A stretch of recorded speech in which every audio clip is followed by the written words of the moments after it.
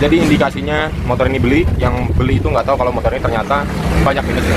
Walaupun kalau terus si oli itu naik ke atas bagian piston, ketika diledakin si oli tersebut akan terbakar dan keluar lewat knalpot. Seperti biasa bos, ini saya kira macet nih. Ini nggak bisa ditekuk dengan gampang, nih harus pakai tenaga nekuknya.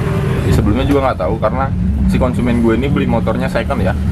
Dia boleh hasil COD malam-malam, dia akan jadi boros, motornya berebut, gasnya naik sendiri.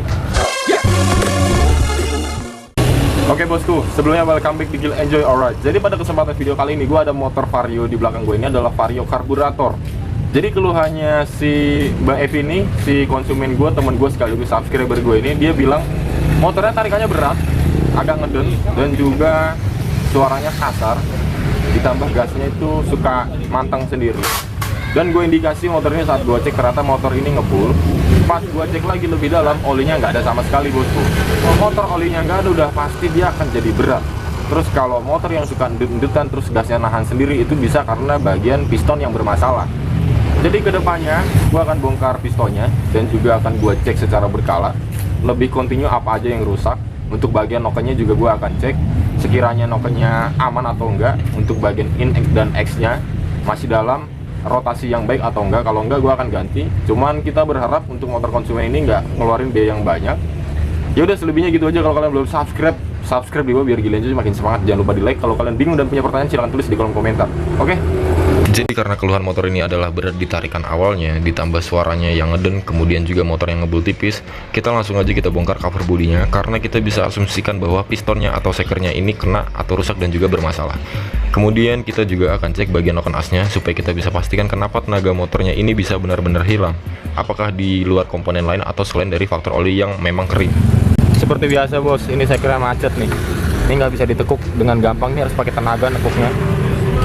Oke, karena ini udah sore, jam 5:30, kita mau tutup dulu, ini udah mulai gerimis juga ya.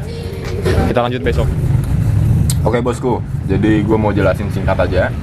Untuk motor Vario ini, dia kenapa bisa terjadi kehabisan oli? Sebelumnya juga nggak tahu karena si konsumen gue ini beli motornya second ya. Dia boleh hasil COD malam-malam. Terus kemudian pas dipakai ternyata motornya bermasalah yang seperti yang gue bilang sebelumnya. Jadi yang pertama di sini gue mau jelasin dari sekernya. Ini dicopotnya macet banget, jadi perlu dipanasin tadi. Balik lagi, motor ini tuh boleh beli. Nah saat beli itu dia nggak tahu kalau motor ini pernah kehabisan oli. Jadi singkat cerita, motornya ini ngalami kendala yang seperti gue jelaskan sebelumnya ya. Dan untuk pengerjaan ini yang gue lakukan, gue akan coulter di bagian sekernya ini atau pistonnya ini. Ini sekitar oversize standar atau 25 nih. Terlalu kotor, ntar kita bersihin, kita cek ulang. Jadi kita coulter supaya si boringnya ini bisa kinclong. Kalian lihat di sini ada berat-berat. Ini yang bikin olinya rembes. Terus si oli itu naik ke atas bagian piston. Kemudian saat naik di atas bagian piston, di head cylinder ini atau di bagian ruang bakar ini akan timbul oli. Kemudian ketika diledakin, si oli tersebut akan terbakar dan keluar lewat knalpot. Kalau lewat in, dia akan jadi boros, motornya berebut, gasnya naik sendiri. Kalau lewat out atau bagian X-nya ini, bikin asapnya jadi keluar lewat knalpot. Itu ya sederhananya. Dan di sini seal clamp-nya udah pasti bocor. Ini kalau dilihat, kalau dari kamera mungkin nggak kelihatan, cuman dari dalam sini udah pecah ini ya. Nanti kita ganti sekalian. Kemudian nanti untuk bagian silinder head-nya ini akan kita bersihin. Kita halusin juga supaya kinclong dan kita secure klep yang pasti. Dan untuk klepnya akan dicek juga nanti untuk kelayakan pakainya, masih layak pakai atau enggak. Kemudian untuk bagian nokennya di sini aman, nggak ada yang luka. Dalam kategori yang masih bisa dipakai, masih sangat bisa ya.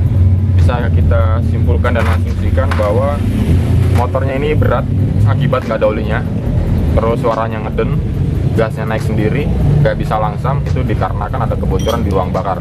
Untuk tensionernya ini semua aman. Yang bikin suaranya berisik ngelitik itu ada di bagian piston ini. Dia bunyi tik tik tik tik tik. Terus untuk tenaga itu ada di oli. Kemudian juga sekernya nggak bisa memberikan atau menampung kompresi yang sempurna. Singkat ceritanya jadi ada istilah kompresi bocor juga. Itu yang bikin motornya jadi nggak bertenaga. Di luar dari faktor noken as ya. Yaudah gitu aja bosku. Ini waktunya mepet banget. Jadi mau ada orang juga dari Jakarta Barat, motornya Genio nih di depan gue lagi mau bongkar rasio. Udah selebihnya gitu aja. Stay tune di Gilenjoy. Gua mau ke tukang bubut dulu. Ntar kita lanjut ya. Oke bosku, jadi untuk bagian klepnya ini sebenarnya udah lumayan tipis. Cuman gua habis koordinasi sama yang punya, selagi bisa dipakai pakai aja dulu. Yang penting motor ini bisa buat jalan karena motor ini nggak dipakai jauh. Jadi ya udah, kita akan optimalkan, kita akan sekir ulang si bagian klep ini. Kita bersihin juga bagian kerak-keraknya. Ditambah ini nanti akan kita polis. Yang pertama sih kita harus sekir dulu ya, itu yang utama supaya kompresinya nggak bocor. Dan kemudian seal klepnya harus kita ganti juga karena seal klepnya ini udah pasti bocor. Jadi kita sekalian aja ya bos. Oke, jadi kita langsung sekir aja dulu. Ini nggak usah gue videoin ya, ini hujannya deras banget nih. Gua pikirannya terbagi, takut tiba-tiba banjir mendadak. Walaupun seumur-umur di sini belum pernah banjir, cuman takut aja gitu. Karena ini motor orang banyak lagi nggak pakai roda. Jadi biar antisipasi ya. Ya udah, nanti dilanjut kalau ini udah jadi. Ini adalah hasil dari bagian sekir klep kita. Kemudian juga ini udah kita bersihin, seal klepnya juga udah kita ganti. Gua rasa kalau untuk urusan kop head ini udah beres. Jadi kita lanjut ke bagian blok sama pistonnya ya. Jadi ini udah beres kita coulter. Ini adalah hasil coulterannya. Udah di honing juga. Ini halus, nggak ada celah atau nggak ada bagian berat-beratnya, udah dihilangin semua. Jadi di posisi ini kita coulter jadi 50 atau bisa dibilang jadi 50,5 mm. Ini untuk seker bekasnya, ini untuk seker yang barunya atau piston yang barunya. Diameternya sama. Kenapa diambil 50? Kalau 25 tuh biasanya kurang enak ya.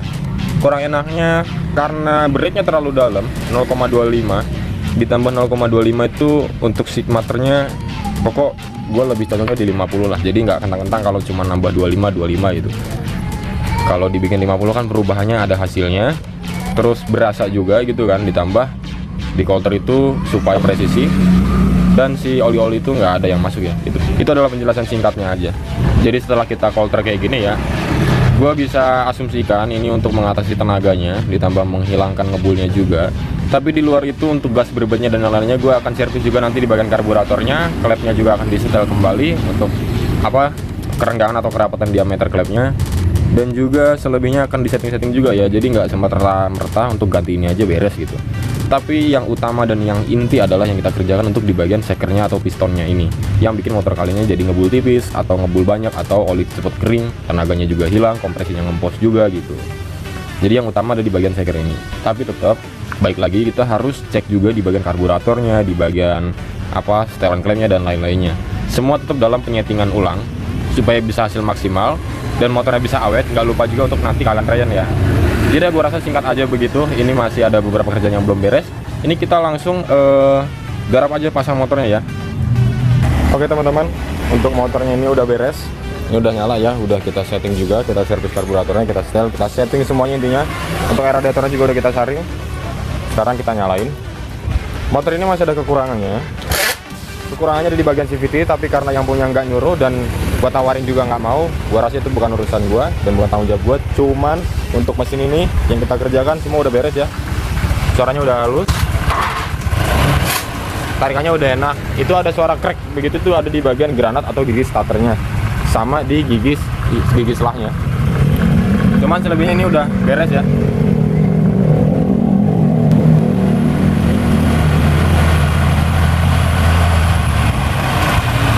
Untuk tarikannya juga udah enak, jadi selebihnya tinggal cek berkali aja ke depan dan jangan pernah telat oli. Oke teman-teman, untuk mengatasi motor ngebul tipis tanpa disadari dan ada geternya juga ditambah suara mesinnya kasar, jadi motornya udah beres. Tips dari gue buat kalian, kalau kalian beli motor second atau kalian COD dengan orang yang nggak dikenal, gue saranin kalian lebih selektif lagi dan lebih antisipasi lagi. Dan kalau bener-bener kalian nggak ngerti sama sekali, kalian bawa orang yang lebih ngerti sedikit tentang motor, supaya kalian tidak dibohongi dan juga kalian sesuai dengan budget dan harga motornya dan pasarannya itu sama ya. Jadi indikasinya motor ini yang beli itu nggak tahu kalau motor ini ternyata banyak minusnya. Walaupun kalau beli motor second memang akan kita perbaiki ya, kita pasti kayak ganti oli, servis rutin segala macam ini itu, kita pasti ngeluarin uang atau biaya untuk memuluskan si motor ini. Ditambah kita juga masih semangat kan kalau motornya baru walaupun second. Jadi selebihnya gitu aja. Jangan lupa tips gua, kalau kalian beli motor usahakan kalian mengerti. Kalau kalian nggak mengerti, bawalah orang yang lebih mengerti sedikit ketimbang kalian. Oke, selebihnya gitu aja. Selesai untuk urusan motor ini. Kalau ada kesalahan kata seperti biasa, Gila Enjoy selalu minta maaf. Kalau ada hal-hal yang kurang berkenan di hati kalian, di atas langit masih ada langit. Jangan lupa di subscribe biar Gila Enjoy makin semangat. Udah, thank you so much for watching. See you, bye bye.